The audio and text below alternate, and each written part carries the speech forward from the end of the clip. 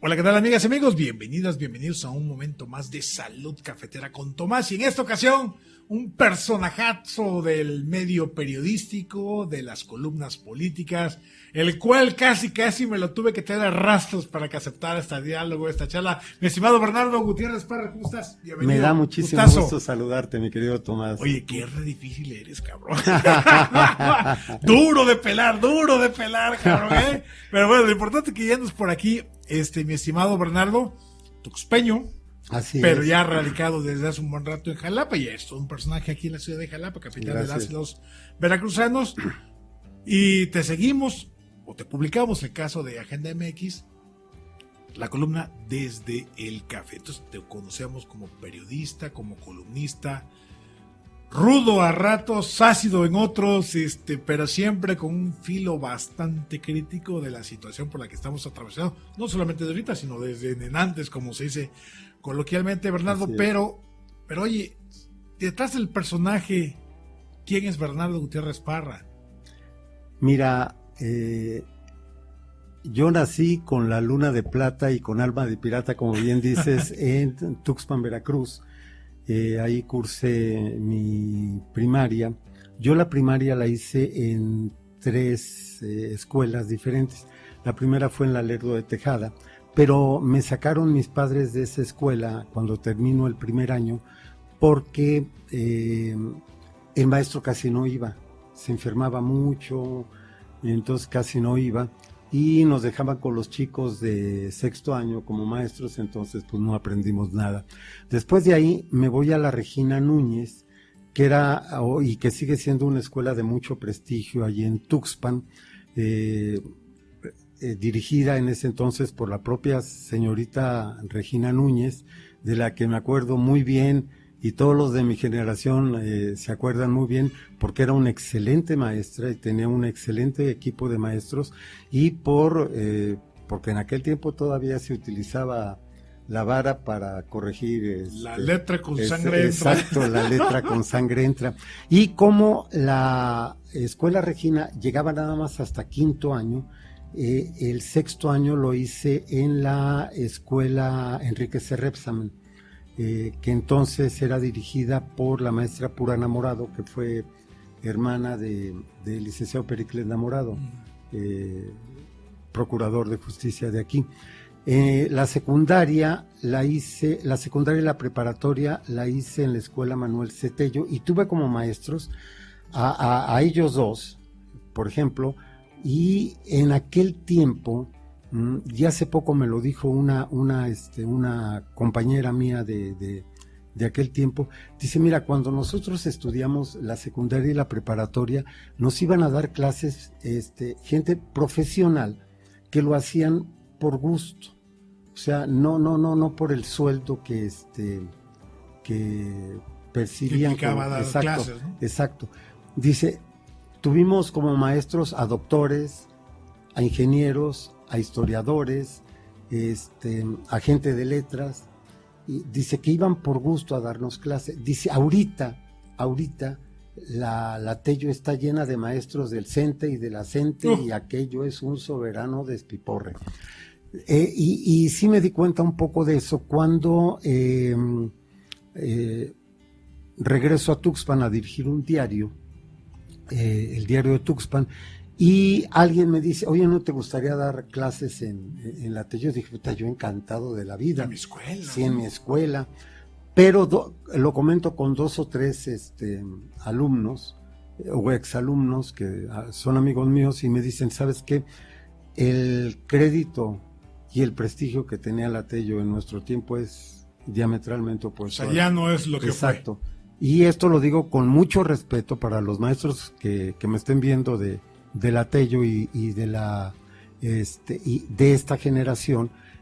Digo, no todos son malos, claro, por supuesto, porque no todos son malos, pero sí el prestigio dista mucho de lo que fue en los años 70, que es cuando yo estudié en la Tello. Oye, Bernardo, te fuiste muy rápido, pero no me cuentas, no nos compartes todavía cómo eras de chamaco. Digo, eras tremendo, eras de los quietecitos, Dice que te cambiaron de escuela por asuntos institucionales, no que te hayan expulsado. No. Pero ¿qué? ¿Te gustaba el fútbol? ¿Irte de escapado, de pinta? ¿Qué onda contigo? Todo eso. Todo eso. Yo, desde niño fui un niño muy travieso. Yo era diametralmente opuesto a mi hermano Roberto, en paz descanse. Mi hermano llegaba, se cambiaba la ropa de la escuela, se cambiaba el uniforme y se ponía a hacer su tarea. Yo con todo y uniforme aventaba la mochila, agarraba el balón y me iba al campito a jugar fútbol. Claro, con la flota. Sí, exacto, con la flota de la Fausto Vega. Yo viví muchos años en la Fausto Vega, en el barrio de la Fausto Vega y tengo muchos recuerdos muy gratos de ahí. Había un campito de fútbol donde nos íbamos a jugar y ahí me pasaba las horas. Iba mi mamá por mí, oye, ¿y la tarea? No, es que no me dejaron tarea, mamá. Sí. Déjate la tarea, el uniforme hecho un asco, seguramente. Exacto, sí. Pero es que, no, mamá, no, nada, de veras, nada. En la noche era cuando le pedía yo ayuda a mi hermano, que iba 2 años abajo de mí, para que me ayudara con la tarea, sobre todo con las matemáticas que nunca me entraron y él era muy bueno en ese sentido. Lo mismo pasó cuando me fui a la prepa y a la secundaria y a la prepa. Era exactamente igual. Mi prioridad era el fútbol o andar con la novia. Ya tenía yo mi... El fútbol, traías ahí tu club de fans y... Pues no tanto como club de fans, pero ya tenía yo mi primera novia. En secundaria, sí, y pues le dedicaba más tiempo a la novia y al fútbol que al... Y ahí te volamos más las clases, porque la primaria era la escuela, ¿verdad? Era de regreso. No, un día me agarra mi papá en el billar. ¿Sí? Clásico. Sí. Lo que antes, el billar era, pues no sé, no sé con qué se puede equiparar ahora, pero que un chamaco de 14 años entrara al billar, puta, era lo peor. Era la pura malandresa. Exacto. Ahí. El billar estaba en la esquina de un parque, del parque principal de Tuxpan, que es el Parque Reforma. Al ladito estaba la oficina de mi papá. Mi papá era delegado de tránsito en Tuxpan. Y o sea, era autoridad. Sí, era. O sea, y el hijo de la autoridad metido en los arrabales villarísticos. Ándate, maestro, ándate, exactamente como lo estás describiendo. Entonces, siempre me asomaba porque siempre veía, mi papá estacionaba el coche enfrente de su oficina. Entonces, si no estaba el coche, pues ya me metía a jugar billar. Y un día estaba tan buena la partida, ¿sí? Tan buena, que no veo que llega y estaciona el coche y alguien le dijo, oiga, su hijo está aquí y ¿Ibas en calidad de uniformado o ya en la tarde de civil? No, así entrábamos todos al billar y se nos permitía, o sea, no había bronca. El billar era de 2 españoles, uno le decían el Chorruca y al otro no recuerdo el nombre, pero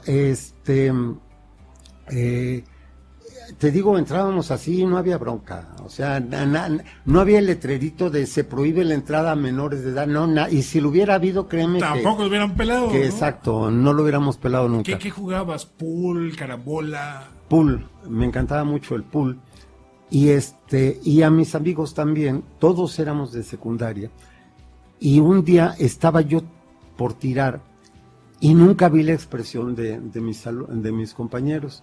El chiste es que concentrado, el taco y la bola. Sí. Entonces llega mi papá y me agarra el taco cuando iba a tirar y me volteó. ¡Hijo de la chica! Sí, y me volteó y digo, puta. No, ya me imagino. Se me fue el color. Mi papá nunca me pegó, nunca, pero era un hombre de un carácter muy fuerte, sí. Y un grito de él y todo el mundo firme, sí. Tenía ese carácter, mi papá. Digo, era su forma de ser, pero como padre fue un buen padre, independientemente de ese carácter. Y te digo, nunca me pegó, pero dije, ahorita sí me va a partir por media. Va a romper aquí el que no me pegan, sí. Aquí sí me va a dar. Ajá. Y me dice, ¿qué es aquí? y me quedé mudo. Y cuando volteo a ver a mis compañeros, ya se habían largado esta bola de hijos de... Sí. Digo, pero a nadie de esa edad nos gusta ver cómo aniquilan al amigo, no vamos, no quiero ser testigo. Se evaporaron los cabrones, ¿sí? Y le digo, ya me voy, papá. Dice, vete ahorita a la escuela y nos vemos en la noche en la casa.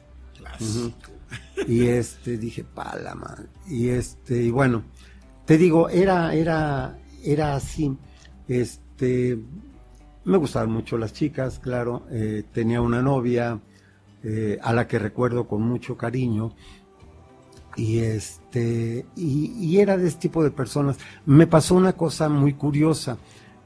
Yo me fui en todo lo que es la secundaria y la preparatoria, pues me la llevé en extraordinarios, ¿sí? Que pasaba con 6. Había que disfrutar la vida, exacto, había que disfrutar la vida. Que pasaba con 6, 7 y bueno. Dejo de estudiar porque muere mi papá, me voy a trabajar, entro a trabajar Excelsior y me acuerdo... A ver, ese es un brincote, muere tu papá, ¿tú a qué edad y en qué nivel escolar estabas? Cuando muere mi papá yo acababa de salir de la prepa. De la prepa, sí. Y a ver, estamos hablando más o menos 17, 18 años. 15, 16 más o menos. 15, 16, no, es secundaria, ¿no? No, perdón, sí, 17 años tendría yo. Ok, y dices, me voy a trabajar al Excelsior de Tuxpan al entonces Distrito Federal. Sí. O sea, ¿y cómo fuiste a parar a Excelsior? Ahí te va. De repente, pues, nos quedamos sin nada, porque nos quedamos sin nada. Tu madre, como todas las señoras de esa época, ama de casa. Exacto. O sea, el perfil familiar de esos años. En el caso de mi mamá, mi madre siempre fue una mujer muy apegada a lo que dijera su marido y todo eso.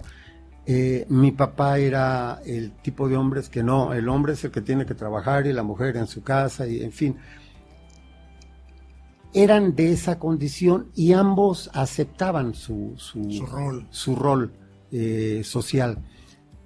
Me acuerdo que una vez las cosas se pusieron muy duras en la casa porque mi papá no tenía trabajo y para colmo le habían cortado una pierna porque le había dado gangrena y lo habían nulificado en la política. En fin, fue una época bastante severa y le dijo a mi mamá, oye, ¿qué te parece si voy a trabajar? Puta, y mi papá como de que se ofendió. Claro, sí, claro. O sea, hay que ubicar el contexto cultural, social, todo. Hoy lo veríamos así como, qué cabrón, no, pero era la época, ¿no? Exacto, así era la época. Ahí, si me pongo a ver, todas las mamás de mis amigos estaban en su casa, ¿sí? Claro. Y el señor era el que iba a trabajar.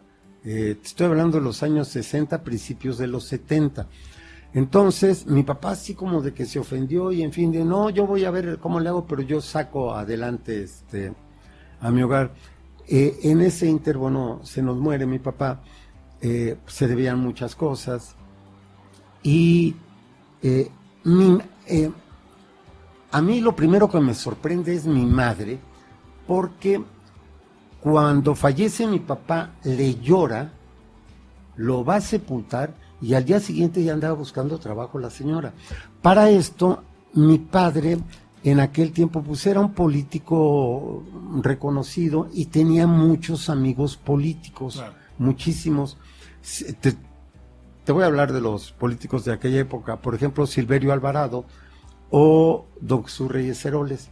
Don Jesús Reyes Heroles era 10 años menor que mi papá, pero quería a mi papá como si fuera un hermano. Incluso debe de haber por ahí una foto que parece daguerrotipo, donde están sentados los dos en el bulevar, ¿sí? Que en aquel tiempo ni estaba pavimentado, ni era bulevar, ni nada, pues estaban sentados ahí a la orilla del río.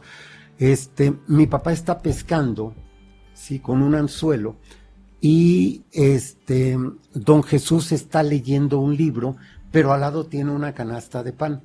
Sus papás vendían pan y mandaban al niño, a Jesús, a vender ese pan. Y don Jesús se encontraba con mi papá y te digo, uno se iba a pescar y el otro se ponía a leer. y el chinche pan ahí pues enfriándose, Sí, ¿no? y don Jesús Reyes Heroles no es cualquier personaje, Sí, no es es- uno de los constructores de lo que hoy, bueno, hoy está en riesgo, pero el tema de la democracia, Sí, ¿no? sí, Cuando, sí. cuando idea la reforma del 77, la Exacto. reforma política electoral. Se le conoce como uno de los ideólogos del PRI. Yo pienso que es uno de los ideólogos del país. Del país, en claro. ese tiempo, ¿no? Pero Es- más allá de su signo partidista, Exacto. que era el único partido que había sí, en que había, forma. también, O sea, eso claro. hay que ver. Estaba el PRI y el PAN, pero el PAN, pues como de que no contaba mucho. Sí, y siempre- estaba el PPS también, el Partido Popular Socialista, que pues estaba como ahorita el PRD a lo que cachara, maestro, ¿sí? Entonces, mi mamá va a ver primero a don Silverio Alvarado. Don Silverio la pone en contacto con don Jesús Reyes Heroles y de inmediato entra a trabajar mi mamá al Seguro Social. En aquel tiempo don Jesús lo habían subido para abajo y lo habían mandado al Seguro Social. Entonces acomoda ahí a mi mamá. O sea, en la época de que había voluntad y se podía. Sí, claro. O sea, digo, porque sin voluntad hoy vas a visitar a alguna autoridad y ni te pelan, ¿no? Claro. Entonces, mi mamá se pone a trabajar, ¿no? Desde ahí. Y le digo, oye, mamá, pues yo también quiero trabajar. Dice, vete a México a ver a Miguel López Azuara. Le digo, ¿quién es ese cuate? Es hijo de don Miguel López Lince, muy amigo de tu papá. Velo a ver, está en Excelsior y él te puede ayudar. Dije, puta, pues en mi vida he oído yo hablar de este cuate. Y voy una, voy dos, voy tres veces y nunca me recibe porque estaba muy ocupado el señor. Ya como a la cuarta vez me recibe y me dice, ¿quién es tu papá? Ah, estaba leyendo unos papeles y dice, sí, toma asiento. Yo, mire señor, yo soy fulano de tal, pero él seguía leyendo O unos sea, ni papeles. te volteaba a ver, Sí, él estaba en lo suyo. exacto. Y me dice, y yo me paraba, porque bueno, pues que termine de leer el señor. No, tú síguele. Bueno, yo soy Bernardo Gutiérrez y pues acabo de perder a mi papá y necesito trabajo, entonces pues me dijeron que viniera a verlo. No, pero ahorita no, pues, todo está lleno, nos sobra gente, nos faltan plazas, en fin. Y le digo, bueno, dice, oye, ¿quién es tu papá? Le digo, el Neno, señor. Puta, si por ahí hubieras empezado. Ya nos vamos entendiendo, Sí. ¿no? No, de inmediato, él estaba en lo que era el segundo Digo, porque piso. López Azuara también era de Tuxpan. Sí, por O sea, supuesto. hay que contextualizar esa parte, Sí, ¿no? sí. Digo, por eso es la relación, Exacto.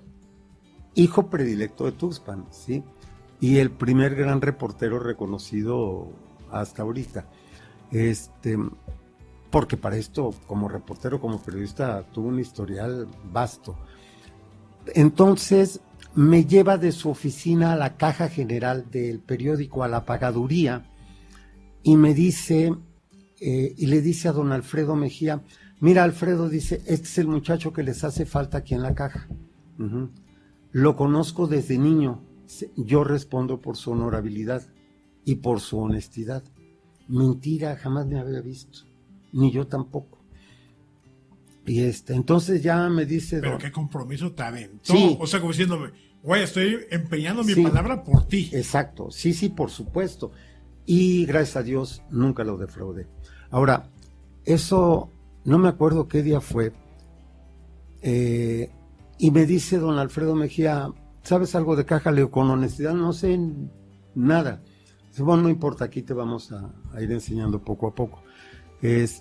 Preséntate el lunes. Creo que eso fue un jueves. Y bueno, te digo, yo ya había entrado 3 o 4 veces a Excelsior, pero cuando entro ese día de septiembre, que no recuerdo qué día, evidentemente fue un lunes, pero no recuerdo qué lunes de septiembre, fecha?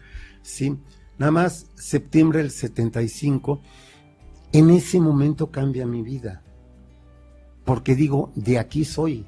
Uh-huh. O sea, sí sentiste la atracción Sí, fatal ahí. Sí. O sea, y que cosa que no entraste al tema periodístico, tal cosa, sino a la parte administrativa. No, a la cuestión administrativa. Perdón. De hecho, a mí nunca me gustaron los números y siempre me han perseguido los desgraciados. Sí, tu hermano era el que te hacía el Sí, paro en la exacto. primaria. Sí, exacto. Y aquí quien me hace el paro es un jovencito que por cierto no lo he vuelto a ver a pesar de que lo he buscado por Face, por Internet, por Face, por Twitter, que se llama Antonio Montes de Oca Figueroa. Ese cuate me lleva de la mano porque lo primero que me ponen es una máquina Burroughs con un resto de unos, un resto de dos, yo no sabía ni qué rollo. ¿Qué madre es esto? Sí, qué rollo con eso. Entonces ya él es el que me empieza a enseñar cómo usarla y así empiezo a aprender. Ahora, me esfuerzo en aprender, pero sobre todo apelo a una fórmula que a alguien se le escuché, que me ha dicho: lo que no te guste, pero sabes que lo tienes que hacer, hazlo rápido y hazlo bien para que no lo vuelvas a hacer. Claro. Y eso es lo que hago con las cosas que no me gustan. O sea, hay cosas que tenemos que hacer, Bernardo, exacto, que son para comer. Exacto, que aunque no nos gusten hay que hacerlas. Y entonces, pues yo me gané la fama de que era un chico muy eficiente, ¿sí? Y hasta, como te las ponían, tú las bateabas luego. Pero a mí lo que me llamaba la atención era el ruido de arriba, del siguiente piso, el de la redacción. La máquina. Exacto. Entonces, cuando terminaba yo mi chamba de la caja general, me iba a la redacción a ver qué se les ofrecía a los reporteros y todo eso. ¿Cómo se llama? Se ofrece un trabajo extra después de las 6 de la tarde hasta como a las 10 de la noche en el archivo del periódico que se le llama, o se le llamaba pomposamente Centro de Documentación, y yo me voy sobre esa chamba, en primer lugar porque quería yo ganar un poco más de dinero. Sí, te encantaban las chicas, pues obviamente que era una fórmula, ¿va? No, pero aparte, me gustaba mandarle a mi madre y a mi hermana. Sí. Además, la Ciudad de México, exacto, es la Ciudad de México ¿no? Entonces me voy al Centro de Documentación, y descubro un mundo formidable de fotos de la hemeroteca. Claro. Y me pongo a hojear todo lo que es la historia de Excelsior. Hasta la fecha me acuerdo de la cabeza del primer número de Excelsior. Dice: vientos republicanos soplan sobre el imperio moscovita. Fue la cabeza de un domingo pues hoy es 18. Sí. De un domingo 18 de marzo, como hoy. Bueno, hoy no es domingo, pero es 18 de marzo. El momento que estamos grabando. Exacto. De 1917, o sea, estamos hablando de hace 105 años. Sí, esa fue la primera cabeza. Y yo toco el ejemplar de aquella época y así me voy. O sea, literalmente estabas tocando historia. Historia. Y, obvio, me retrasaba mucho con el trabajo, porque yo tenía que meter en cajas o en sobres un atero de fotos, sí, así, en cada caja de las que se usaban, que ya regresaban a su lugar original, por estar leyendo. O sea, lo eficiente que eras en un lado, eras lento en este otro. No. Así como quien ve los álbumes, ¿no? Sí, exacto. Incluso las fotos. Esta foto es de los Beatles de 1900, de cuando empezaban en la caverna. Entonces la miraba y todo, y me atrasaba mucho. Y era el coco del jefe de ahí. Me decía: oye, güey, te trajimos para que archives, no para que te pongas a ver todo. Te aceptamos por eficiencia. Exacto. O sea, tu prestigio viene de la eficiencia, ¿no? Exacto. Y pero a mí me fascinaba estar ahí. Luego ya se dio un poco que entrara más de lleno a la redacción como ayudante. En aquel tiempo todavía no me casaba. A ver, cuando dices entrar de lleno de ayudante, ¿ya estabas dejando el tema de la pagaduría y esas cosas? Sí. O sea, ¿cuál fue el momento que dijiste: es que yo ya quiero estar mejor allá? Fue como al año y medio, más o menos, cuando yo pido mi cambio. Sí, y O sea, ¿lo platicaste con López Azuara o...? López Azuara ya no estaba. Okay. Yo entro el 75 en septiembre y en julio del 76 los corre Luis Echeverría. Sí, claro. Sí, el 8 de julio, un jueves. Paso al Excelsior. Sí, un jueves. Entonces yo ya no estaba ahí. Incluso cuando ellos se van, yo voy a ver a don Miguel Y le digo, oiga señor, pues yo también me quiero salir, me quiero venir con ustedes. Dice, pero ¿a dónde vienes? O sea, nosotros estamos ahorita apenas lamiéndonos las heridas y no tenemos a dónde ir. ¿Sí? O sea, no tenemos un plan B, exacto, cabrón. Exacto, no hay nada. Ajá. Por ahí se habla de una revista, pero quién sabe para cuándo, en fin. No, yo te sugiero que te quedes ahí, no vayas a cometer la tontería de largarte, y no la cometí. O sea, si te corren, ni modo, pero no le andes buscando al héroe. Exacto. Y no la cometí. Ahí estuve en Excelsior del 75 al 86, 11 años. Y y bueno, hay que decir que Excelsior sufrió ese golpe por las críticas al gobierno de Echeverría. Sí, aunque Echeverría se murió diciendo que no, y aunque quien traiciona a Julio Scherer, que era su compadre, su amigo, su hermano del alma, Regino Díaz Redondo, también siempre dijo que no. Que por cierto, Regino murió hace como 2 o 3 años, en el más completo abandono, o sea, ni en cuenta, y murió en su país, en España. Él era madrileño. Pero qué bueno que estás tocando ese punto, porque yo llego a Excelsior cuando Excelsior era uno de los 10 mejores periódicos del mundo, al lado de The New York Times, Le Monde de París, The Washington Post. En aquel tiempo no estaba El País, creo que todavía, pero había otro medio español, no recuerdo ahorita el nombre. En fin, era de los 10 mejores del mundo. Ajá. Y yo llego en ese momento ahí, y había... Tú llegas cuando está en la cúspide. Exacto, en la cumbre. Era ¿cómo se llama? Y estaba llena de monstruos del periodismo, como principiando por Don Julio, Granados Chapa, López Azuara, Vicente Leñero, Carlos Ramírez, que en aquel tiempo era reportero y luego se convirtió en un extraordinario columnista. Indicador político. Sí, indicador político. En fin, Carlos Marín. Carlos Marín nunca fue reportero de Excelsior, del diario Excelsior.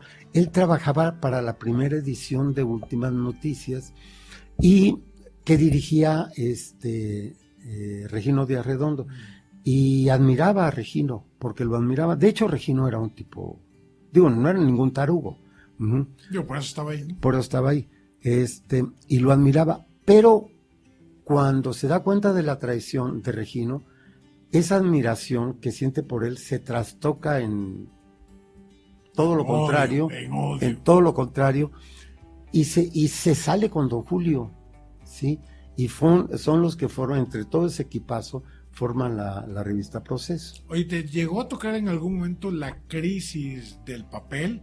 Por aquello de que en aquellos años el gobierno tenía el papel por la vía, controlaba el papel por la vía de la empresa PIPSA, que era empresa del gobierno. Productora e importadora de papel, Sociedad Anónima. Sí me llegó a tocar ese tipo de crisis que de alguna manera se paleaban, porque Excelsior tenía un stock formidable de papel. La primera crisis que tiene Excelsior en ese sentido me parece que fue en 1965, cuando incluso hay un cisma al interior de Excelsior y salen muchos. Creo que fue en ese tiempo la primera crisis. Entonces lo que dicen los cooperativistas, bueno, para evitar otra crisis de estas, vamos a comprar papel y papel y papel y papel y papel y papel y vamos a guardarlo. Y tenían una bodega grandísima en la Calzada Vallejo, otra bodega también grandísima, no recuerdo por dónde, o sea, tenían 2, 3 bodegas, pero grandes y vastas, donde si escaseaba el papel, bueno, se surtían de ahí en lo que se arreglaba ese problema. A mí me tocó de oídas la crisis, no de oídas, me tocó la crisis de los empresarios contra Excelsior, cuando por órdenes de Echeverría dejan de mandarles publicidad. Y luego el propio Echeverría entra como salvador de Excelsior. No te preocupes, yo voy a hablar con ellos, Julio, y te van a dar publicidad. Pero sí fueron calabrazos muy duros para Excelsior, muy duros. Suena muy actual. esas historias. No sé por ¿Verdad qué. que sí? Me retoma así como que algo muy actual, el chantaje a los empresarios. Exacto. El presentarse como El Salvador. Pero bueno, regresemos a esa época del periódico Excelsior. Entonces, ¿en qué momento empiezas tú ya a reportear tal cual? Yo entro primero, dizque como columnista, haciendo unos comentarios deportivos en un semanario que se llamaba Jueves Excelsior, que dirigía don Manuel Horta y el subdirector era don José Ortiz Pinchetti. Entonces, yo me acuerdo que un amigo que trabajaba y dice, oye, ¿por qué no escribes algo acerca de deportes? Aquí no tenemos deportes. Entonces me refriteaba algunas notas del diario, las escribía para el semanario, las iba. Las primeras, créeme que estaban hechas con las patas. Como ¿sí? todo en la vida cuando empezábamos. Incluso. ¿Pero te sirvió de entrenamiento? Sí, por supuesto. Y ahí es como empiezo. Luego había una figura que era, que se llamaba ayudante de reportero. Y alguna vez un reportero me dice, oye, ¿quieres ir a Nicaragua? Porque están los cocos, ¿te irías conmigo? Sí, ¿cómo no? Pido adelanto en mis vacaciones y me voy con él. Y me acuerdo que en el avión, el que hablaba como taravilla era tu servidor. Haz de cuenta que me estaban llevando a Disneylandia. Sí, así. Y iba así, pero a los balazos, el tema de los sandinistas. No. Y contra Somoza. No recuerdo, disculpen mi pésima memoria, pero no recuerdo, había un reportero que era, pues veterano de la guerra de Corea y veterano de la guerra de Vietnam. O sea, ya sabía este cuate a dónde íbamos. Y yo no, yo puta feliz y platicando con todo el mundo y en fin. Yo soy mexicano. Cuando llegamos al aeropuerto, que en aquel tiempo se llamaba Aeropuerto de las Mercedes, allá en Nicaragua, nos bajamos y ya empezamos pues, lo del equipaje en la aduana y todo eso. Y nos dicen, íbamos a ir a un hotel, o ya estábamos registrados en un hotel que estaba nada más pasando la calle del aeropuerto, el Continental Sheraton, si mal no recuerdo, y me dicen, o nos dicen, ¿saben qué? No pueden ir al hotel porque dentro de unos minutos lo van a dinamitar los sandinistas, la contra sandinista, no el ejército sandinista. Y sí, bueno, la contra es la que se creó después del triunfo de la revolución. Exacto. No, pero aquí el ejército sandinista. Entonces yo como de que no lo quería creer, nos vamos a un restaurancito de ahí del mismo aeropuerto y a ver el hotel. Cuando vemos las primeras explosiones y ahí me caí el 20. Güey, estoy en la guerra, cabrón. Entonces le digo al reportero, oye hermano, yo de aquí me regreso, te regresas madre, cabrón. Aquí te quedas, ¿sí? Y ahí me quedé. Me acuerdo que lloraba, porque si lloras. Sí, pues sí. Ahora, y más porque a los pocos días matan a un periodista, ¿sí? Lo mata el mismo ejército nicaragüense. Primero lo cachean y él en perfecto español, porque sabía hablar español, dice, bueno, ¿qué pasa? ¿De qué se trata? Le dicen, híncate. Se hinca y le disparan por la espalda. Y todo eso sale a la luz porque su camarógrafo, que iba en la batea de una camioneta, lo filma desde ahí. Cuando le disparan y cae este hombre, el que iba manejando la camioneta se arranca y por eso se ve la toma que se va alejando. Entonces veo todo eso y créeme que sí. No sé, yo cómo extrañaba Tuxpan. Sí, ahora, claro. todo eso sirve porque, por ejemplo, en los conflictos de Centroamérica, pues ahí me curtí, porque sí me curtí. Pero, aparte, ahí conocí a gente que ahorita pertenece a otro estrato, a otro mundo. Por ejemplo, ahí conocí a Arturo Pérez Reverte, muy joven, un chico muy callado, muy reservado. Conocí a Germán Dehesa con pelo, Sí. Conocí obvio, a Ricardo Rocha y a un sinnúmero de periodistas extranjeros, y eso de alguna manera te va curtiendo. Pero a mí me faltaba redactar mejor, ¿sí? Entonces, nunca falta en la redacción un periodista que te dice, a ver, chico, ven para acá y siéntate aquí y mira, te voy a enseñar a redactar. Y yo tuve a 2, 3 periodistas de esos, ya viejones, incluso ya viviendo de sus historias, pero que tenían esa vocación. Oye, Bernardo, con esas enseñanzas, ¿para qué querías universidad, no?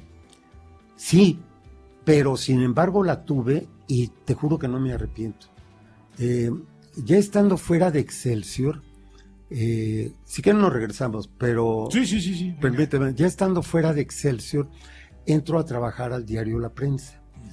Yo llevaba ciertos blasones y dije, puta, mínimo me la van a dar de subdirector, cabrón.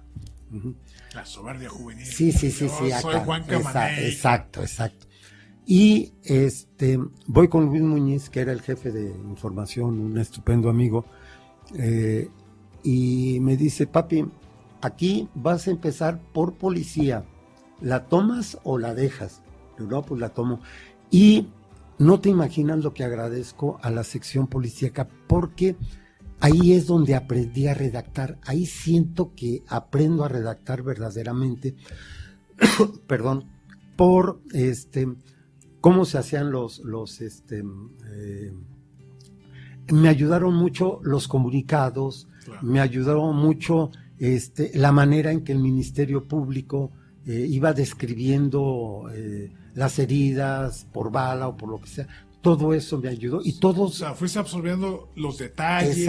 Exacto. Todo eso ayuda a todo buen reportero. Generalmente todos los buenos reporteros, con excepción mía, hermano, han pasado por la fuente policíaca, que te ayuda mucho, ¿sí? Y entonces ahí yo me empapo mucho de eso y bueno, ahora la primera vez que vi un cadáver, puta, por poco y sí, pero a todo te acostumbras, porque a todo te acostumbras. Yo recuerdo que una vez una combi quiso ganarle el paso al tren, maestro. Uh-huh. Y la combi llevaba no sé cuántos pasajeros, era en hora pico, los llevaba a su trabajo, sí, no sé cuántos pasajeros llevaba, pero fácil arriba de 20 si llevaba la combi. Y entonces pasa el tren y pues hace matazón de gente. Y recuerdo que me habla el jefe de información y me dice, oye, Berna, fíjate que hay una chica que no trae ninguna documentación, absolutamente ninguna documentación.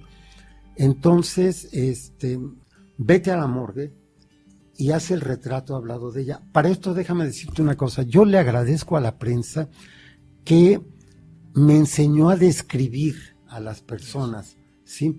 Porque en aquel tiempo decían bien, exprimes a la prensa y le sale sangre. Uh-huh.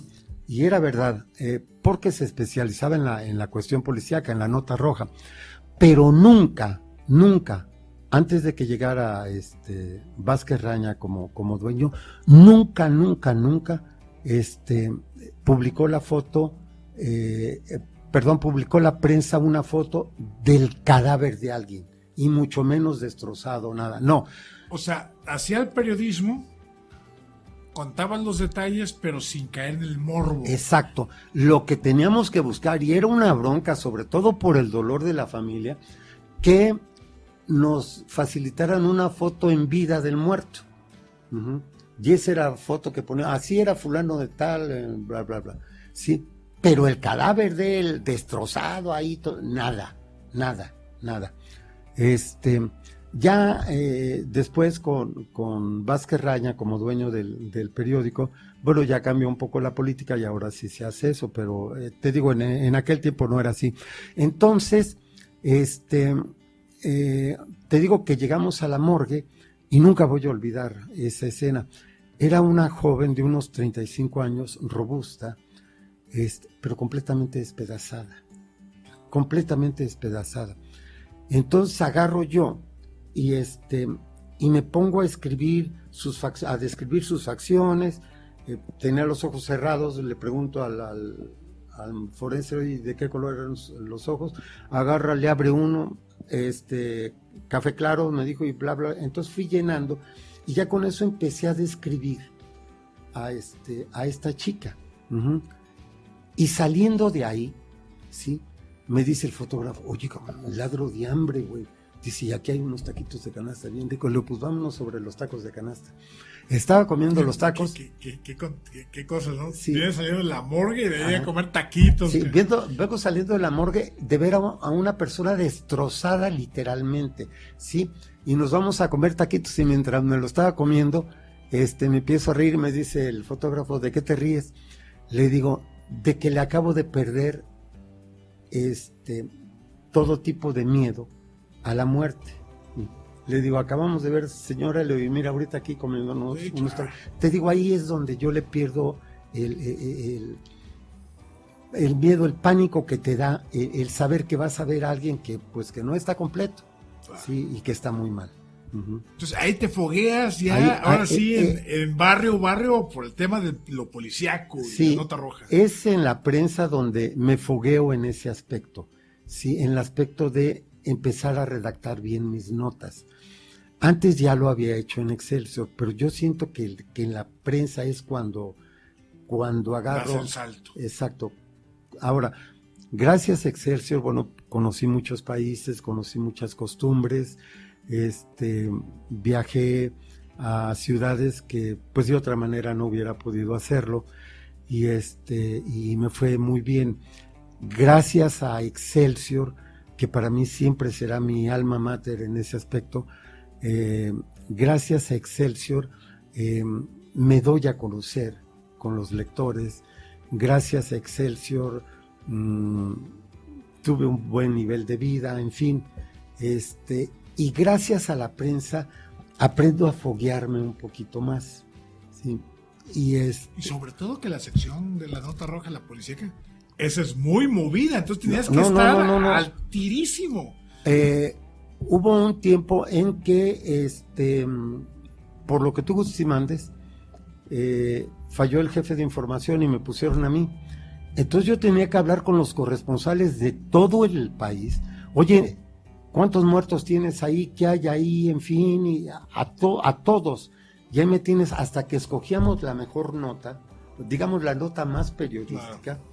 Y eso era lo que se publicaba en la contraportada, porque en la portada generalmente, no sé, veías el lado opuesto de la moneda, veías que por ejemplo los jardines de la Alameda estaban floreando y un fotógrafo te llevaba esa foto y era la que ponías y veías que gracias al señor presidente el país va a todo dar y en fin, pero la contraportada era lo que vendía. Y ojo, la prensa vivía de los suscriptores.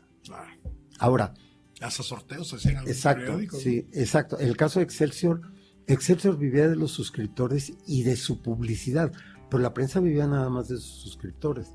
Y en el caso de Excelsior, cuando yo estaba en la caja general, para mí eran un martirio las campañas de Excelsior, porque la mayoría de la gente pagaba su suscripción con cheque. Entonces me llegaban todos los días unos salteros así de cheques, pero en serio así, que tenía yo que ir describiendo en unos libros grandotes de contabilidad. Claro. Pero cheque por cheque, de qué cantidad, de qué banco, cuál era el número de cheque. Para equivocarte. Sí, cuál era el número de cheque, quién lo giraba, todo. Obvio, te pagaban una lana extra, pero, por ejemplo, yo tenía que sacrificar los sábados, por los sábados salías a las 2 de la tarde y pues, cada quien jalaba por su lado, y yo me tenía que quedar hasta como a las 10 de la noche que cerraba el último, que anotaba el último cheque, ¿no? De la Caja General tengo cosas inolvidables, como por ejemplo, un día, mi primera campaña, me dice el jefe, el señor Mejía, dice, bueno, pues ahí te dejo la caja abierta, mira, los cheques los vas a meter hasta allá adentro.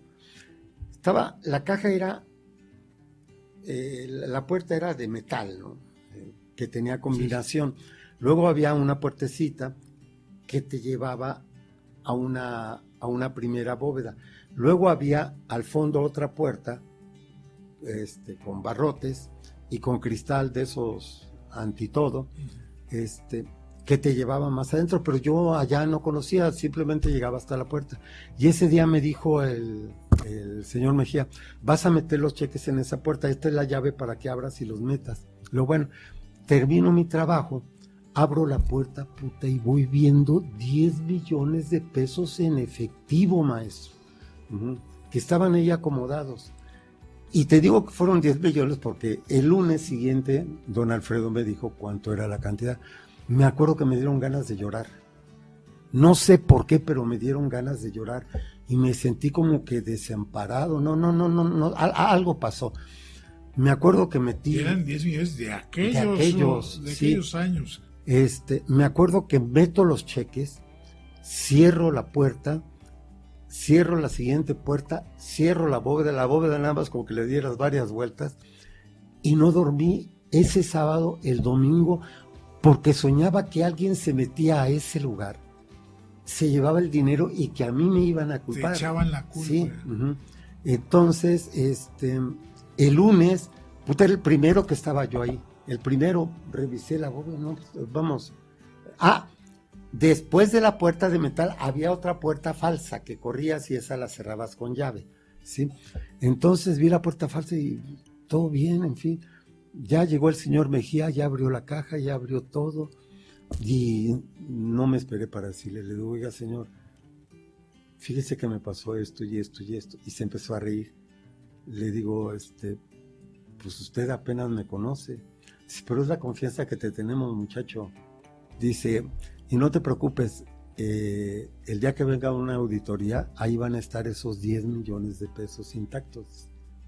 Y te lo digo, dice, porque los auditores van a venir y van a contar billete por billete. Y en efecto, cuando llegaron los auditores y contaron esa lana, pues estaba intacto. Pero es la confianza que se te tiene, y cosa que hasta la fecha agradezco porque nunca se perdió ni un centavo. Oye, el tuxpeño que llega a la Ciudad de México se mete estos vericuetos, híjole, las vivencias de la gran ciudad, la gran urbe, con todo lo que implica de responsabilidad, de estas cantidades, etcétera, etcétera. Como reportero, yo conocí, como reportero en mi juventud, hago la aclaración, yo conocí desde los lugares más opulentos de la Ciudad de México hasta los lugares donde ves a la miseria humana conviviendo con la miseria humana. Te hablo desde el punto de vista reporteril. Claro. Por ejemplo,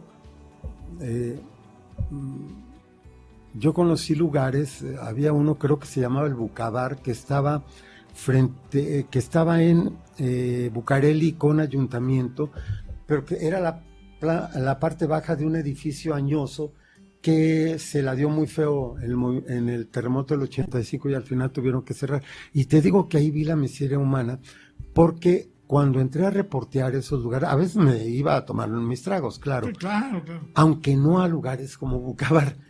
Cuando entré a reportear, porque por algo me mandaron a reportear ese lugar, vi la miseria humana. Me acuerdo que vi a una mujer de arriba de 70 años con una minifalda toda llena de colorete. Pucha, no me gusta utilizar la palabra, pero que causaba... No me gusta utilizar la palabra lástima y no la voy a utilizar, pero digamos, la señora causaba pena ajena. Claro. Ajá. Dices, la mechas, toda una vida echada a perder y ahorita la señora anda pidiendo lo que sea para seguir bebiendo, ¿no? Entonces, e incluso oyes historias muy gruesas y de todo eso me nutría para hacer mis notas periodísticas. Muchos de esos datos Por ahí están, los tengo en algunos apuntes, quizá el día de mañana escriba algo al respecto de lo que era la vida en México en los años 70. O sea, la ciudad profunda. Sí, exacto. La ciudad profunda, ¿no? Exacto. Oye, mi estimado Bernardo, pasas la prensa y de ahí, ¿en qué momento sales y a dónde más, a qué tantos medios más andas circulando por ahí? Ahí te va. Salgo de la prensa y en ese tiempo me gustaba mucho beber. Pero cuando salgo de la prensa, ya yo tenía un severo problema de alcoholismo y no me había dado cuenta, o no quería darme cuenta. O era parte, es que soy periodista, los periodistas así vivimos. Exacto. La cosa es que yo he de haber bebido durante 20 años, y créeme que 16, 17 la pasé a todo dar, ¿sí? Y conviví, platiqué, disfruté, todo. Pero los últimos 3 fueron un infierno. Yo no sé si el alcoholismo sea una enfermedad o un vicio. Lo que sí puedo decirte es que es un infierno.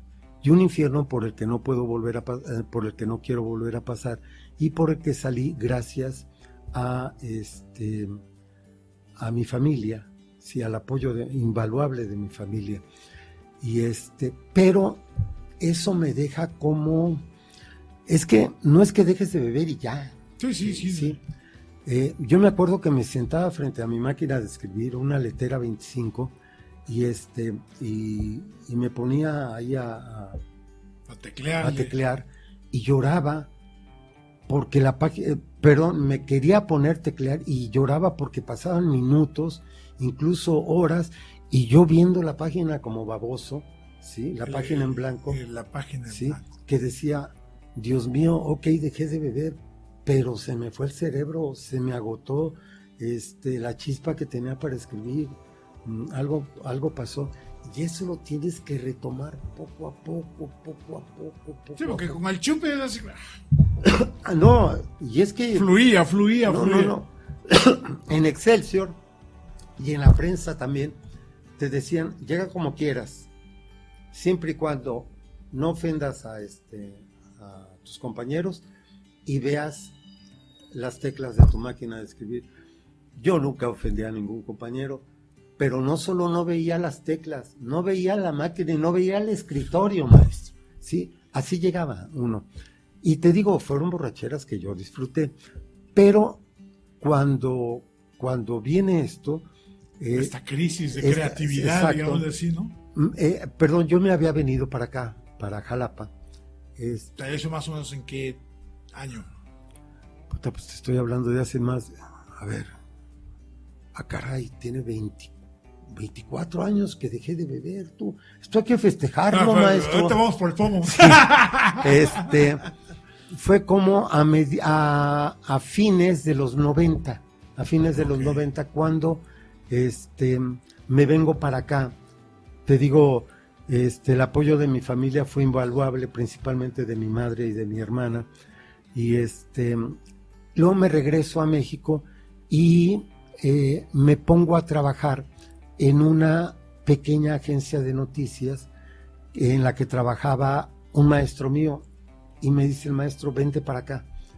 Al maestro le comento el problema que había tenido y me dice, no, tú tranquilo, tú vente para acá. Si necesito enseñarte las vocales y el abecedario, te las voy a enseñar. Y no te imaginas lo que le agradezco a sí, ese además maestro. te dio la confianza. Exacto, y eso es... Exacto, sí, eso es puta todo para arriba, claro. ¿no? Entonces ahí me empiezo a mover y empiezo a retomar todo aquello. Entonces me regreso para acá, y cuando me venía, ya estando aquí, me llama por teléfono, no recuerdo si fue Jorge Fernández Menéndez o Carlos Marín, porque todavía andaba muy obnubilado, y me dicen, oye, ¿no quieres quedarte en tu estado? No quieres quedarte ahí en tu tierra porque se va a abrir una... corresponsalía. No, un diario Milenio ahí le digo, ¿en dónde? ¿En Tuxpan? No, hombre, ¿qué Tuxpan? Sí, en Jalapa. Le digo, ok. Yo estaba por hablar con Sergio Victoria, cuando muere Sergio Victoria. Sí. Estaba por salir el periódico. De hecho, creo que el periódico salía al día siguiente cuando fallece Sergio Victoria, ¿sí? Entonces se queda como en el limbo. Y Sergio Victoria, que había estado en Veravisión de Oriente, sí, que era la alianza con TV Azteca, exacto, bla, bla, bla. Exacto, y en ese camino lamentablemente exacto, sí, en ese camino se muere muy joven. Y llega Sergio Arturo Venegas, que era un periodista de Milenio, y llega a dirigir el periódico, y en ese momento me jala Filiberto Vargas. Me dice, quiero que te vengas a trabajar a Milenio. Y no te imaginas lo que le agradezco eso. Yo si veo a Filiberto 20 veces en la calle, 20 veces le doy un abrazo. Claro. Porque también me dio esa confianza. A él también le platico y me dice, tú ven y echa a perder. Dice, y aprende echando a perder. Y sí, una vez se la tomaste literal. Sí, un día hubo una metida de pata en la portada del periódico. Sopas, en la portada. Sí, por culpa de aquí, tu servidor y a mí, evidentemente culpa involuntaria. También quien me da los datos, y lo digo con toda confianza, con toda sinceridad, me los da muy a la carrera, muy así, y... Porque además así es el periodismo, o sea, la primicia y les va a hacer la nota. Sí, pero yo en aquel tiempo andaba en modo muy, muy quieto, o sea, todavía no volvía a carburar. Entonces no le tomo bien los datos y bueno, pues meto la pata. Dije, me van a correr y Sergio Arturo, primero habla Filiberto con Sergio Arturo, luego Sergio Arturo habla conmigo y me dice, todos estamos expuestos a cometer errores, nada más pon más atención, punto. Y ya, y me quedé. Luego, en ese lapso de tiempo es cuando Milenio crece mucho aquí. Sí. La verdad crece mucho aquí, impacta más que crecer, impacta. Los periódicos volaban porque traíamos la línea editorial de allá de México, y era una línea editorial que había que respetar. Incluso teníamos unos formatos para saber qué tipo de formato iba a ir en cada página, y para mí fue una época muy bonita. Porque además era el Milenio Nacional y el Milenio Local era como una sección. Exacto. O sea, así como que encartado, ¿no? Algo así. No, aquí era todo Milenio local, con un encarte de lo mejor de la sección nacional. Ok. Así era. Al revés volteado. Exacto, así era. Pero se va Sergio Arturo, llega Alberto Loret de Mola y algo pasa con Milenio. Creo que es en ese tiempo cuando la familia Alemán compra los derechos de Milenio por 10 años y y hay una alianza ahí, Milenio Portal, ¿no? No, la alianza Milenio, el Portal siguió. El Portal es un periódico que saca a la luz Sergio Victoria, pero dura poco tiempo. Dura poco tiempo porque Sergio fallece. Es en ese inter cuando Milenio y el Portal de Sergio establecen un convenio. Entonces el periódico se iba a llamar Milenio el Portal, que al final así se llama. Sí. Y sale adelante, y te digo, es un periódico que impacta. Mientras lo estuvo manejando Sergio Arturo Venegas, cuando llega Alberto Loret, es cuando el periódico comienza a decaer mucho, porque se pone prácticamente a los pies de Fidel Herrera. Sí.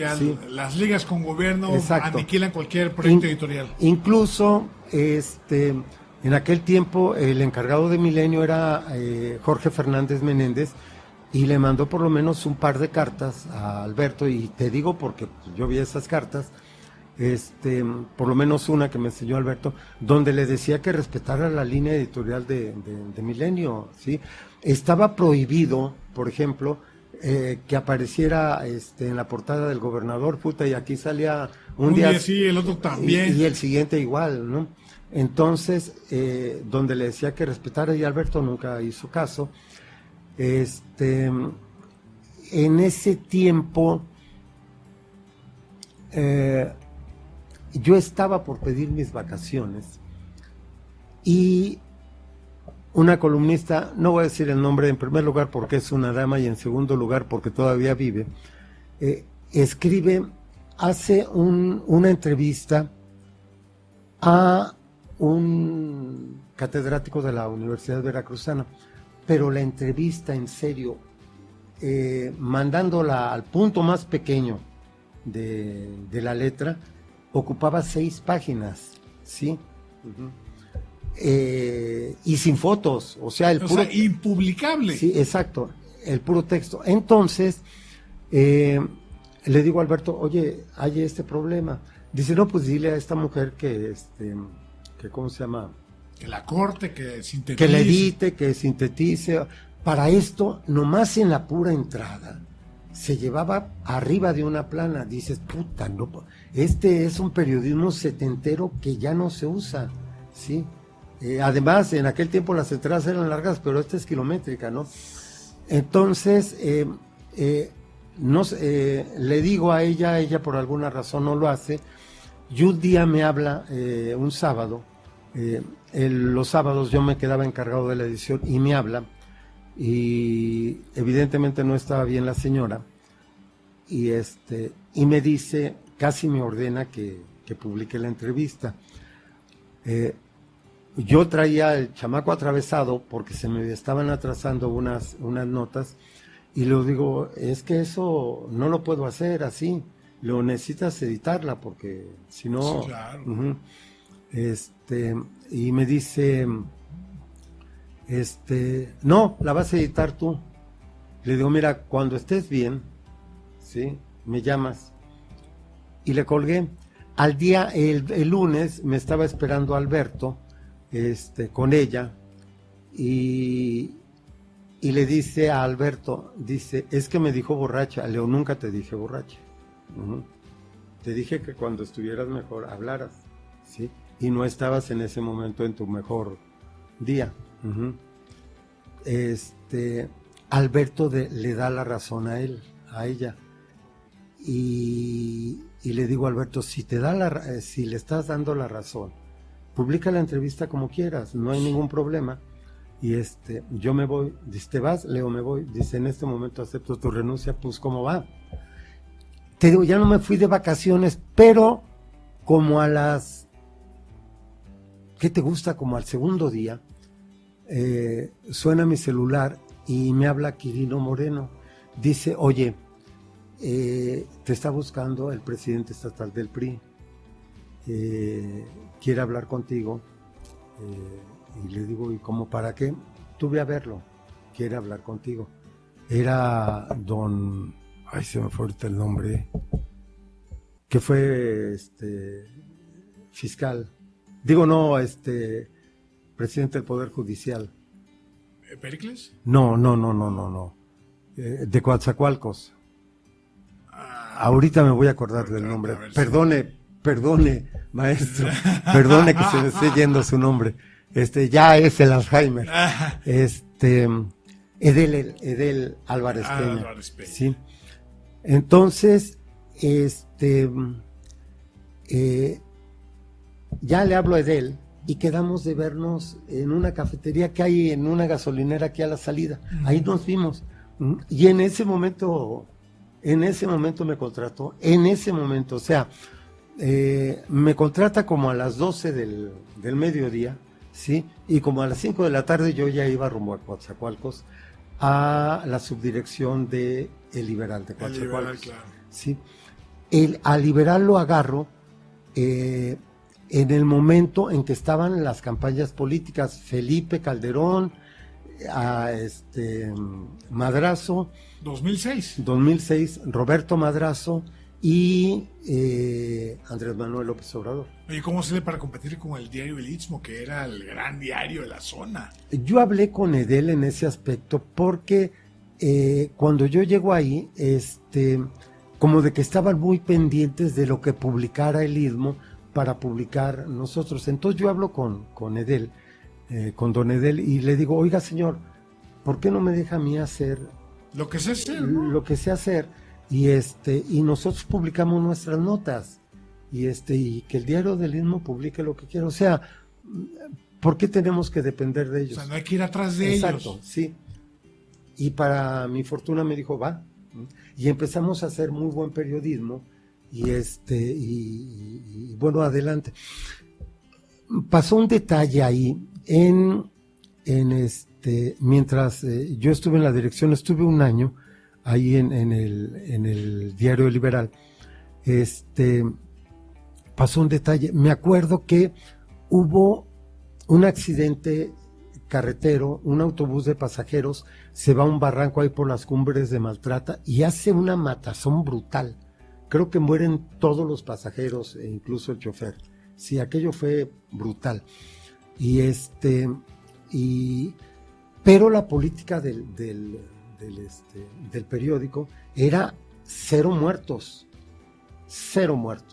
Uh-huh. Y dije, puta, ¿y cómo le hago? Todas las fotos que me llegan son de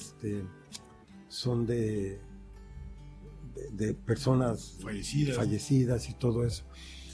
Y como entre las fotos que me entrega uno de los reporteros gráficos, había una donde se ve el reguero de maletas, el reguero de ropa, el camión hasta el fondo, ¿sí? Pero ni un muerto. Se ve por ahí una mano, saliendo de entre todo aquello, pero que con Photoshop ¿sí? Claro. Y esa fue la foto de portada, ¿sí? Y fue que ilustraba perfectamente toda la tragedia, ¿no? Allá también me tocó cubrir el crimen de El Potro, que le decían un líder de allá, el de, ¿cómo se llama? El de Vázquez, el papá de Ponciano Vázquez Parisi y el papá de el que está ahorita como alcalde, sí.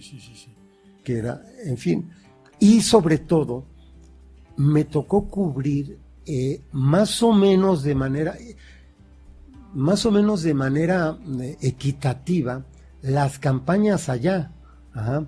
A mí Edel me decía, oye, Madrazo es nuestro amigo y Andrés Manuel es el enemigo, o sea, me lo dijo muy claro. Digo, oye, ahora ya lo puedo decir. Ajá. Y yo le entendí perfectamente, pero decía, híjole, ¿cómo le hago? ¿Cómo equilibro esto noticiosamente? Exacto, ¿no? Y sí lo hicimos. Yo conté con el apoyo de dos personas a las que estimo mucho. Uno de ellos se llama Luis Enrique Rivas, que me ayudaba mucho con eso.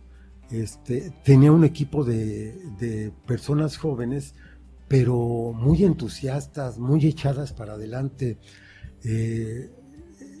Una de las reporteras que tuve fue Vicky Rasgado, que fue alcaldesa de Moloacán y que falleció, por el COVID, pero era una chica muy echada para adelante, muy trabajadora, en fin, todos eran un equipo muy joven, pero de gente muy chambeadora, que quería realmente sobresalir, y todos me ayudaron a sacar adelante la empresa, como se dice coloquialmente. Exacto, sí. Oye, Bernardo, ese momento de esa experiencia tuya en el Liberal, allá en Coatzacoalcos, es el inicio, el arranque de la transición del periodismo tradicional, impreso, al periodismo digital, que poco a poco se iba avanzando y que ahora, bueno, ya está más que consolidado el periodismo digital con relación al tema de los periódicos impresos, que viviste sus épocas de gloria desde el Excelsior, pero que hoy ya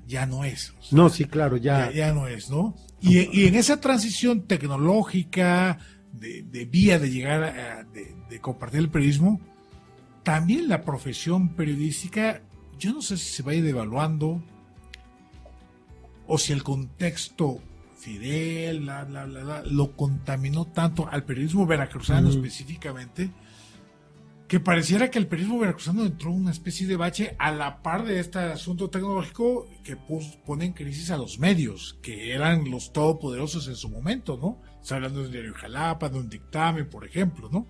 ¿Cómo llegas a esta época digital, mi estimado Bernardo? Mira,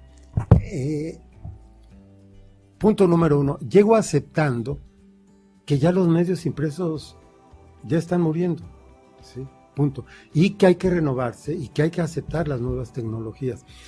El grave problema, el gran problema que existe ahorita en la comunicación es que ya cualquier persona con un celular ya se siente periodista, ¿sí?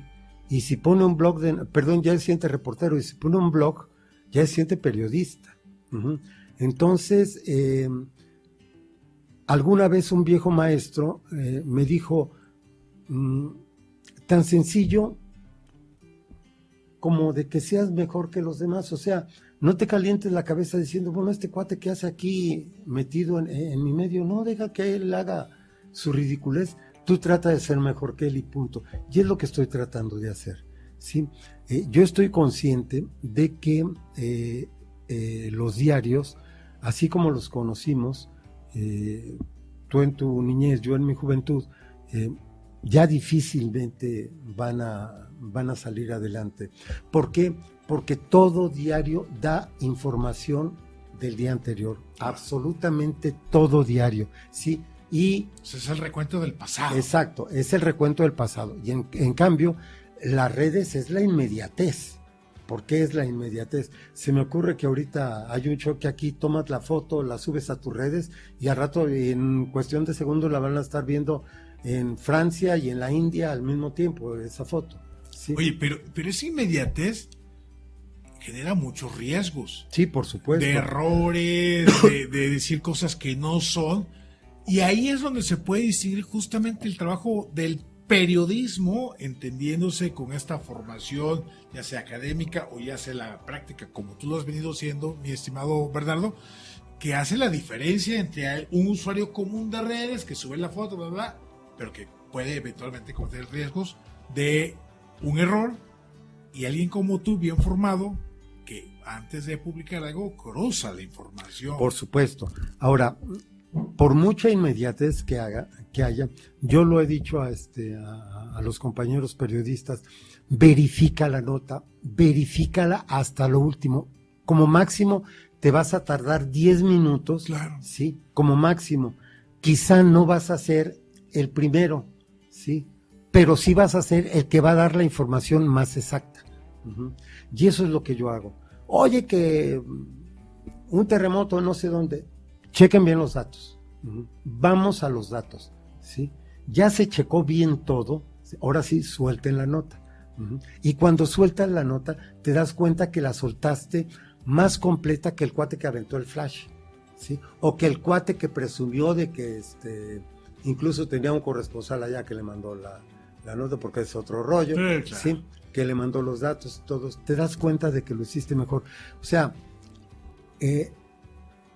en este aspecto, sí, qué bueno que el periodismo sea inmediatez, pero vamos a evitar los mayores errores posibles verificando la nota, como tú dices, cruzando la información para dar una información más verídica. Oye, porque al final del día, Bernardo, el periodismo es contar historias. Sí, claro. Y no, digo yo quiero pensar que no es quien la cuenta primero, sino quien la cuenta mejor. Mejor, toda la vida, ¿no? Toda la vida. Sí. O sea, eso es finalmente lo que te lleva a ti que sigues vigente. Hombre, pues muchas gracias. ¿Qué te tomas, hermano? Ahorita vamos a celebrar tus 20 y tantos años de cero alcohol. Sí, yo te agradezco el comentario. Quizá en este sentido, yo, perdón por el yoyismo, tengo la escuela de los columnistas viejos, ¿sí? Me decían, usa la picardía pero sin ofensa, claro. Usa el sarcasmo pero sin ofensa, usa la acidez pero sin ofensa, no ofendas porque si ofendes te demeritas, no demeritas al ofendido, te demeritas tú, ¿sí? Y es una gran verdad. A veces, te voy a poner un ejemplo, en mi última columna escribí, en el contexto de la columna, escribí que alguien le diga por favor al presidente que está gobernando a un país con entes pensantes, ¿sí? Y no a un atajo de pendejos. Uh-huh. A la hora que reviso la nota, la palabra esa me saltó mucho y dije, no, espérate. Ajá. Entonces la cambié y le puse a un atajo de tarugos. Claro. Uh-huh. ¿Sí?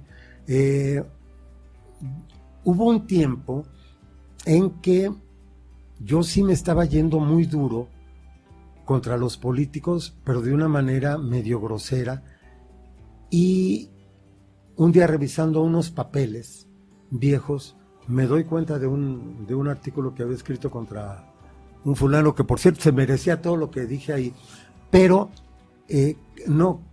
creo que los epítetos que utilicé no eran los adecuados. No había exacto, lugar a... Exacto. Dije, no, espérate, esto ya quítalo, esto no está bien. Y así lo he hecho, ¿no? Y la prueba está que, bueno, pues sigo conservando a mis lectores, a los que les agradezco su generosidad todos los días. Bueno, de lunes a viernes. Oye, Bernardo, a la par de lo mediático, el periodismo, pues también la política ha venido cambiando, se ha venido modificando, se hace de otra manera, aunque en esencia se sigue, es un tema del poder. Pero ¿cómo evalúas tú a la política y los políticos de cuando tú empezaste a como hoy los vemos y los escuchamos y los padecemos? Bien, digamos en los años 60 y 70, que fue cuando me tocó vivir más, 60, 70 y 80, que es cuando yo me veo de alguna manera inmerso en la política. En los 60 por mi papá, que nos platicaba lo que sucedía. Ya en los 70 y 80, incluso en los 90 por un servidor, por lo que yo me enteraba, había mucho autoritarismo, pero se cuidaban las formas, se guardaban las formas. Todo mundo sabía que era el señor presidente el que elegía a su candidato. Sin embargo, se cuidaban las formas. Ajá. Se decía que en la sesión ordinaria o extraordinaria del CEN, del PRI, se había decidido por unanimidad que fulanito de tal fuera. Y los sectores exacto, se pronunciaron. Sí, todo, exacto. Y todo mundo lo creía o hacía como que lo creían. Ahora no. Ahora, al conque de que el pecho del señor presidente no es bodega, ha metido al país en verdaderas crisis y en crisis muy fuertes. Yo siento, por ejemplo, que al presidente le van a achacar el día de mañana los soldados su responsabilidad en el Culiacanazo, no porque hubiera ordenado que soltaran a este joven, a Ovidio Guzmán, sino porque le ordenó al secretario de la Defensa que diera el nombre del militar que había conducido ese operativo, y eso no lo hace un comandante en jefe jamás con un soldado. No, porque ponerse en riesgo a él y a su familia. Claro. ¿Sí? Entonces, ya desde por ahí, ¿sí? Hay cosas que como secretos de Estado que son, no se deben decir, y sin embargo este señor las dice. Ahora, antes se cuidaban mucho las formas a la hora de señalar a un mal político. Ahora simplemente no piensas como el presidente y se va a meter con tu vida privada, con tu vida personal, y lo va a hacer a base de mentiras, ¿sí? Que de alguna manera van a afectar tu honra. Uh-huh. Y eso no está bien. ¿Cuántos cientos, porque no son decenas, sino cientos de personas que han pasado por el patíbulo de las mañaneras, ¿sí? Andan ahorita arrastrando la cobija porque el señor los denostó, los los agredió verbalmente con mentiras y les desgració la vida para siempre, ¿sí? Entonces, es una manera, si se me permite la expresión, muy corriente de hacer política, porque es una manera muy corriente de hacer política. Y pues aquí al lado que le quieren hacer segunda y para colmo lo hacen de una manera pues, que deja mucho que desear, pues las cosas no van bien. No es denostando al pasado como vamos a construir el futuro, ¿sí? Dicen, bueno, si aquellos hicieron esto, vamos a resolverlo con esto.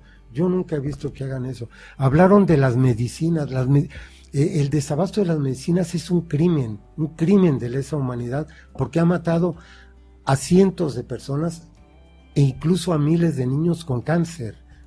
Creo que van más de 1,600 niños que han muerto por falta de las medicinas, porque les cortaron ese cuadro que llevaban de medicamentos, ¿sí? Que les iba salvando la vida y que de repente, porque según el presidente había corrupción en las farmacéuticas, bueno, pues vamos a quitarlos y que se mueran los niños. Sí, y quitaron todo. Ayer el presidente volvió a decir que ya se arregló el desabasto de medicinas. Lo dijo en la mañana. Hablé con cuates que tengo en el hospital de aquí, en el SEM, ¿sí? En otras dos hospitales de Tuxpan, en unos de Poza Rica, todos me dijeron puro cuento. O sea, ¿no? Lo de siempre, cruzar información. Sí, exacto. Para poder desmentir en ese caso al presidente, aquí específicamente en Veracruz, ¿no? Exacto. O sea, no hay abasto de medicina y mucho menos hay abasto completo. Y ya van más de 3 años. O sea, eso es un crimen de lesa humanidad que si hay justicia, el señor va a tener que pagar, ¿sí? Como las muertes por COVID de personas que no debieron haber muerto. Eso también es criminal, ¿sí? Como es criminal partirle toda el alma, ¿sí? A la selva yucateca para hacer un tren, porque eso es criminal. Todos esos árboles que dijo que ni un solo árbol se iba a tirar. Van más de 500,000 y a algunos añosos, estoy hablando de más de 100, 150 años, ¿sí? Todo eso es un crimen. ¿Por qué es un crimen? ¿Sí? Y sin embargo, bueno, ahora, yo no me explico cómo es que un presidente que tiene tantos negativos tiene tanta popularidad. Me gustaría saber a qué santo le reza el señor, la verdad, lo digo en serio. Sí. Mira, yo creo que al final del día es que el viejito le cae bien a mucha gente. No, qué bueno. Que a la hora de las encuestas, yo creo que las encuestas, podemos leerlas así, el señor tiene popularidad, le cae bien a la gente. Pero en las mismas encuestas, cuando preguntan sobre los resultados de su gobierno, la misma gente que dice que le cae chido, lo está reprobando en su acción de gobierno. Sí, claro. El problema es, y ese será un tema que seguramente se irá desentrañando conforme pasen las semanas, meses, mi estimado Bernardo, ¿será capaz de trasladar ese prestigio o esa buena onda a su corcholata favorita? No creo. No creo. Y aquí lo preocupante no es tanto eso. Me preocupa que enfrente, en la oposición, no hay un líder de peso, como para, perdón, la casi cacofonía, como para hacerle contrapeso, claro. Porque no lo hay, ¿sí? Te comentaba antes de entrar a la entrevista que para mí fue una sorpresa que tanta gente fuera en la marcha de noviembre y en la marcha de febrero a favor de la democracia. No solo la gente que fue al Zócalo, sino las personas que salieron a varias ciudades del país, que juntos sumaron millones. Eso me dio mucha alegría, porque la verdad me dio mucha alegría. Lo que me da una verdadera tristeza es que de entre todos no haya salido un líder que diga acá las tortas y nos vamos a ir por este camino.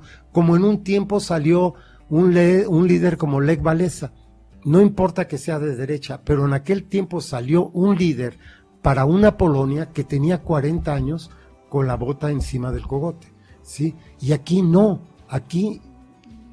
veo un líder, no veo no sé, se me ocurre un Benito Juárez, por ejemplo, no veo a un Francisco I. Madero, no veo a una Corazón Aquino, no veo a ningún líder o a ninguna lideresa que arrastre a esa gente, que la jale y que le diga, bueno, vamos entre todos a retomar la democracia quitando a estas personas del poder. No lo veo y eso me da tristeza porque pues prácticamente ya estamos a la vuelta de las próximas elecciones que serán en julio del 2024. Así es, mi estimado Bernardo. Vamos cerrando, mi estimado Bernardo, pero para esos chavas que hoy eventualmente les coquetea el periodismo, ¿qué mensaje les dejas respecto al periodismo en un contexto como el que estamos viviendo? ¿Qué mensaje le dejas a los chavos que les atraiga el periodismo? Bien, punto número 1, lean y escriban, escriban y lean y escriban y lean. Por mucho que pertenezcan a las redes, lean y escriban. Les repito, lean y escriban. Antes tenían que ir a una biblioteca para agarrar un libro y quizá medio hojearlo de manera aburrida. Hoy el mismo celular que traemos todos les da la facilidad de ir a un libro, abrirlo y leerlo. Léanlo y por favor escriban para que mejoren su redacción. Eso sería lo principal. Otra cosa, y esto no falla, tengan amigos donde quiera. Un periodista, mientras más amigos tenga, es mejor periodista. ¿Por qué? Porque esos amigos son los que les encargan de dar la información que puede ser de 8. Saluden a todo mundo. No sean, se los digo con toda honestidad, patancitos que se creen ya periodistas consumados, como muchos que conocemos, todo mundo, ¿sí? Procuren ser sencillos con toda la gente, procuren saludar a todo mundo. A mí, mi primera nota de 8 columnas, la primera nota de 8 columnas, me la dio un bolerito. ¿Y sabes por qué? Porque todos los días pasaba y lo saludaba, porque ni siquiera me boleaba yo los zapatos con él, sino que todos los días que iba yo a la Procuraduría de Justicia del Distrito Federal, estaba él ahí desde muy temprano y pasaba y lo saludaba. Pues ese cuate me dio mi primera nota de 8 columnas. Entonces, saluden a todo mundo, procuren ser amables. Un periodista patán no he recibido en ningún lado, un periodista prepotente tampoco he recibido en ningún lado. Y si se fijan, los mejores periodistas son los más sencillos, los mejores. ¿Sí? Esa sería no el consejo, sino los comentarios de buena fe que les hago. Pero les repito, por encima de todo, estudien y escriban y estudien. Mi estimado Bernardo, un gusto enorme platicar de hogar contigo hasta que se me hizo cara chingada. Hasta que se nos hizo. Eso, chihuahuas. Desde el café con Bernardo Gutiérrez Parra en muchísimos medios, obviamente también en Agenda MX. Soy Tomás González Corro. Saludos.